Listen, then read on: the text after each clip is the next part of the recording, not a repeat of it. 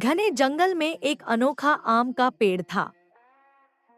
कहते थे कि उस पेड़ का आम जो खाए उसकी एक इच्छा पूरी हो जाए।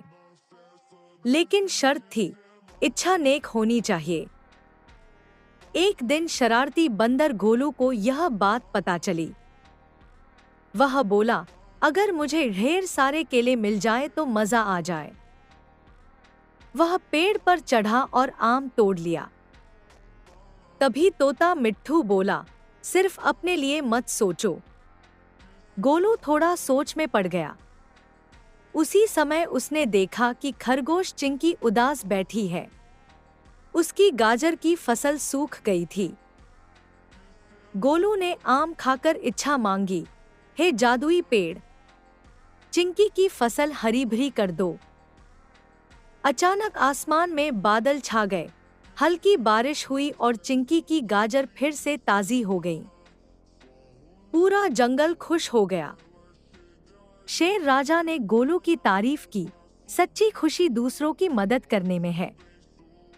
उस दिन से गोलू समझ गया, सच्चा जादू दिल की अच्छाई में होता है। सीख, जब हम दूसरों की खुशी के बारे में सोचते हैं तो खुशी अपने आप हमारे पास आ जाती है। घने जंगल में एक अनोखा आम का पेड़ था। कहते थे कि उस पेड़ का आम जो खाए उसकी एक इच्छा पूरी हो जाए। लेकिन शर्त थी, इच्छा नेक होनी चाहिए। एक दिन शरारती बंदर गोलू को यह बात पता चली। वह बोला, अगर मुझे ढेर सारे केले मिल जाए तो मजा आ जाए। वह पेड़ पर चढ़ा और आम तोड़ लिया।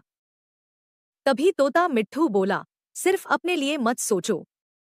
गोलू थोड़ा सोच में पड़ गया। उसी समय उसने देखा कि खरगोश चिंकी उदास बैठी है। उसकी गाजर की फसल सूख गई थी। गोलू ने आम खाकर इच्छा मांगी, हे जादुई पेड़, चिंकी की फसल हरी भरी कर दो। अचानक आसमान में बादल छा गए, हल्की बारिश हुई और चिंकी की गाजर फिर से ताजी हो गई। पूरा जंगल खुश हो गया।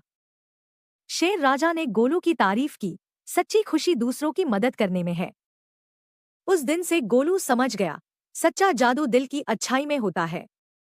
सीख, जब हम दूसरों की खुशी के बारे में सोचते हैं तो खुशी अपने आप हमारे पास आ जाती है।